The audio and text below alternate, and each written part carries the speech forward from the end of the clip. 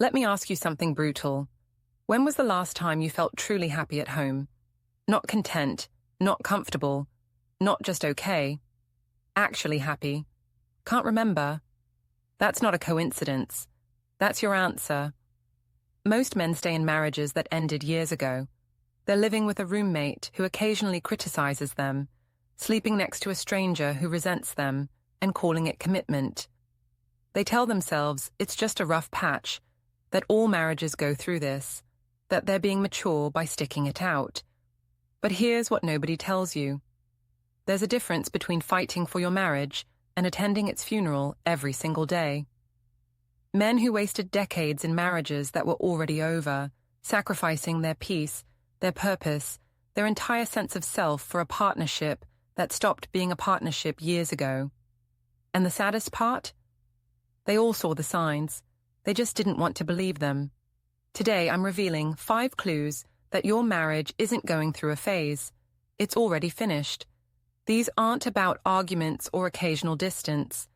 These are the death rattles of a relationship that's beyond saving.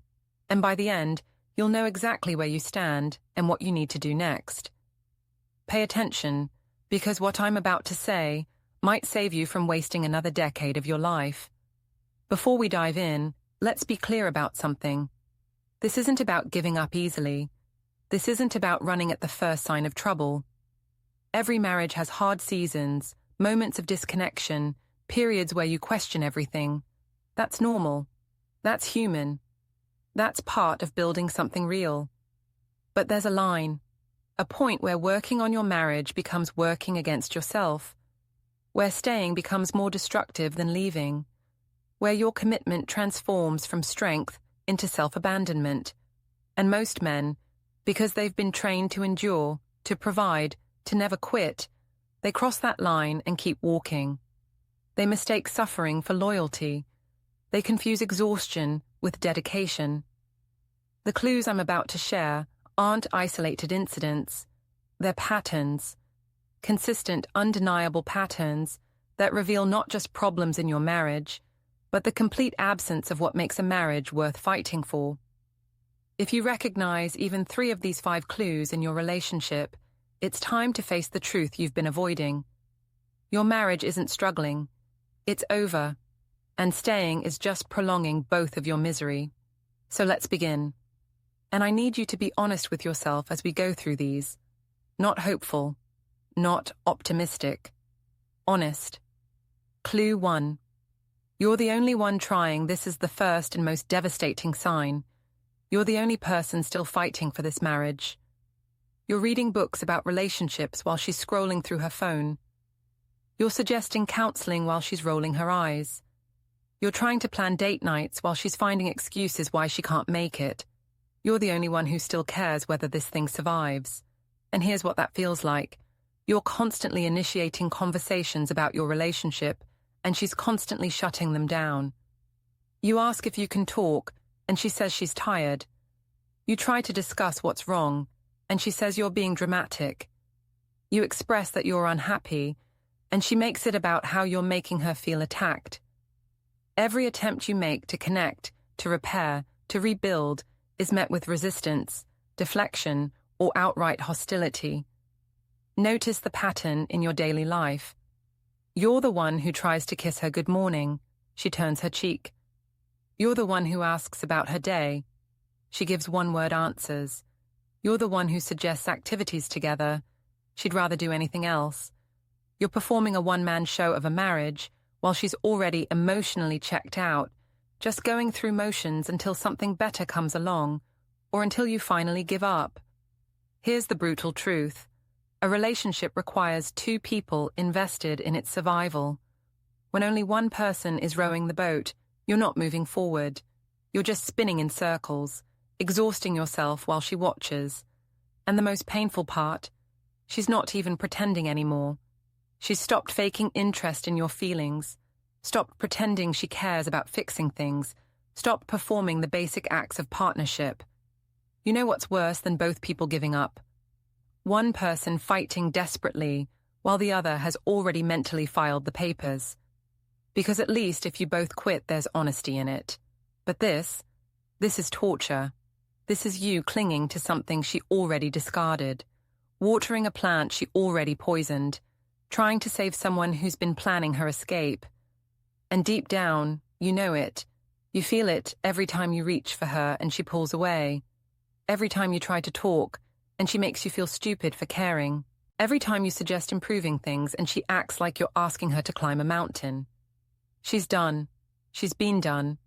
You're just the last one to accept it. But here's what you need to understand. You can't want someone's partnership more than they want to give it.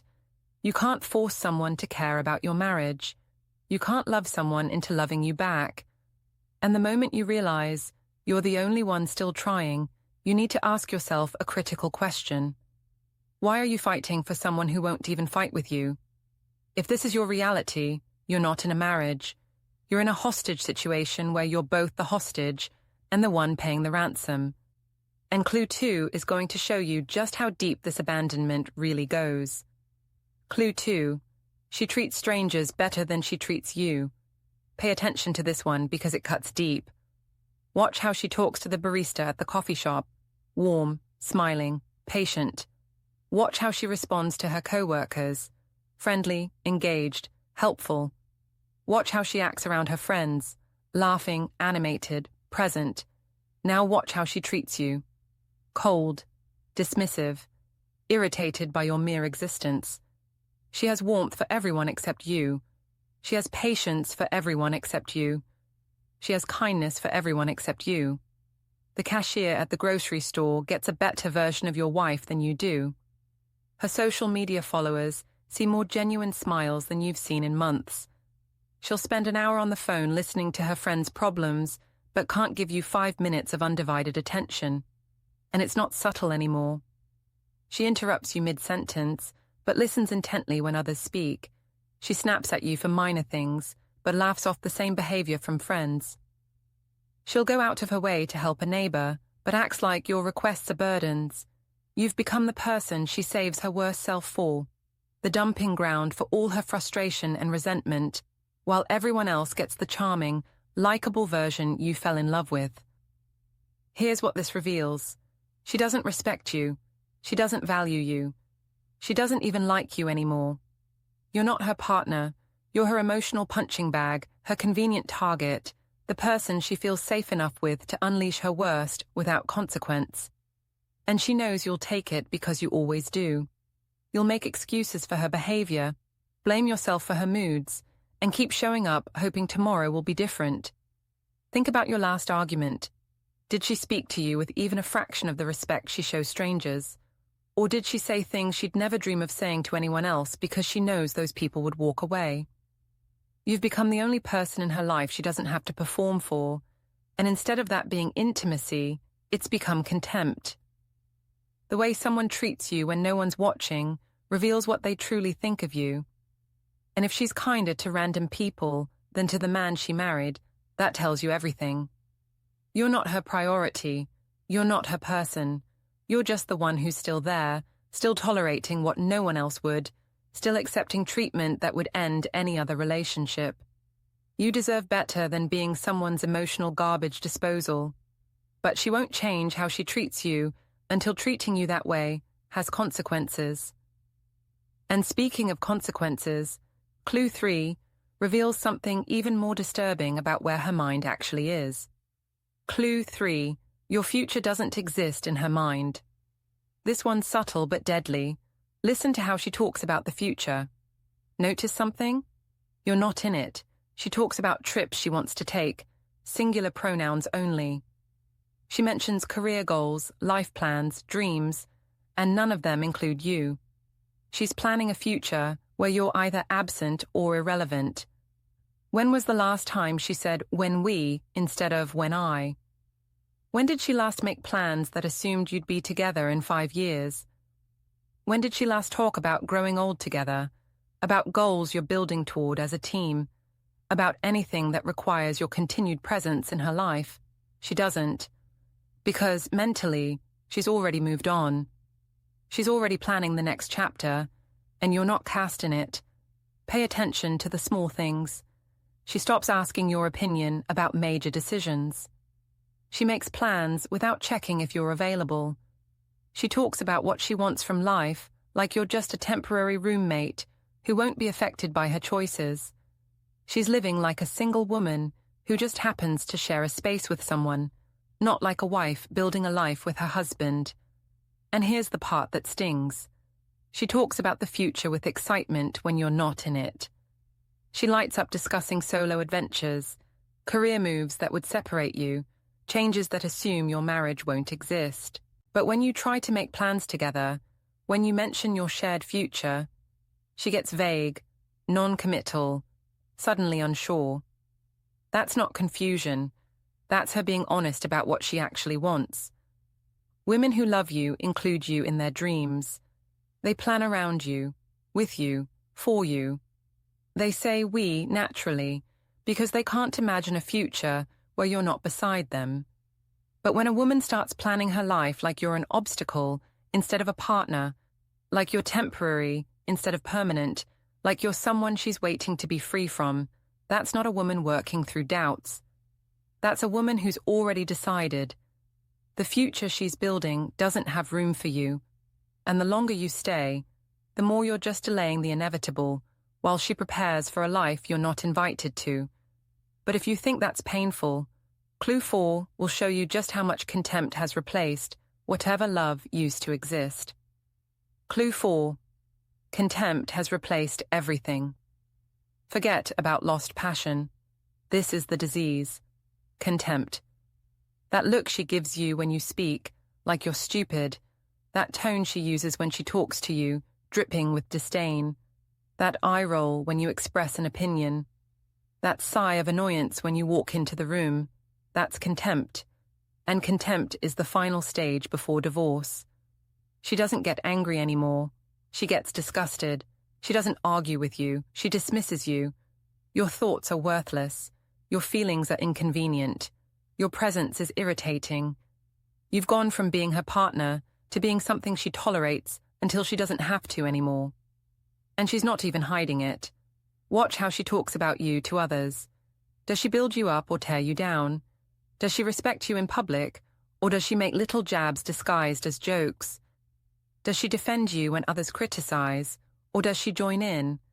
Because a woman who respects her husband doesn't mock him for entertainment. A woman who loves her husband doesn't treat him like he's beneath her. And it's not just words, it's everything. The way she dismisses your achievements like they're nothing. The way she compares you unfavorably to other men. The way she acts embarrassed to be associated with you. The way she treats your opinions like they're not worth hearing. The way she makes you feel small, stupid, inadequate every single day.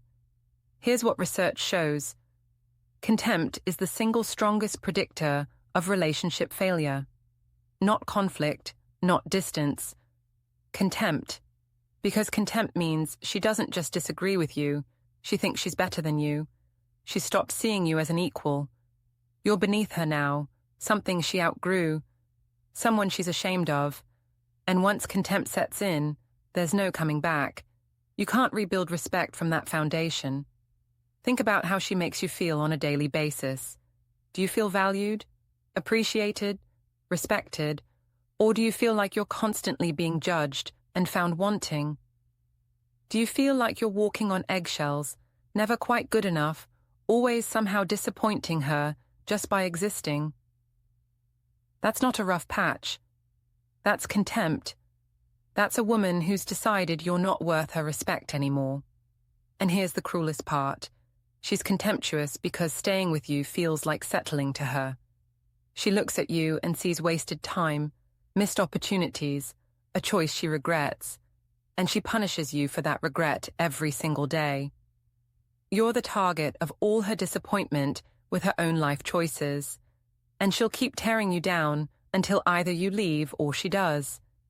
You can survive anger, you can work through distance, but you cannot recover from contempt.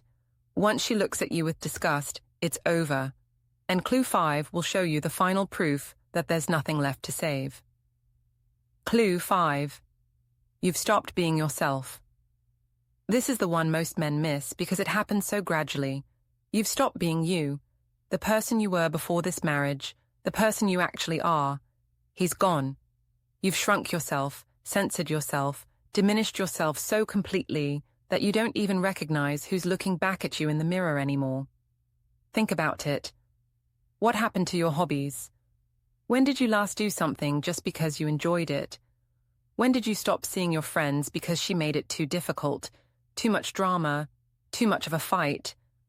When did you stop expressing your opinions because her reaction wasn't worth it?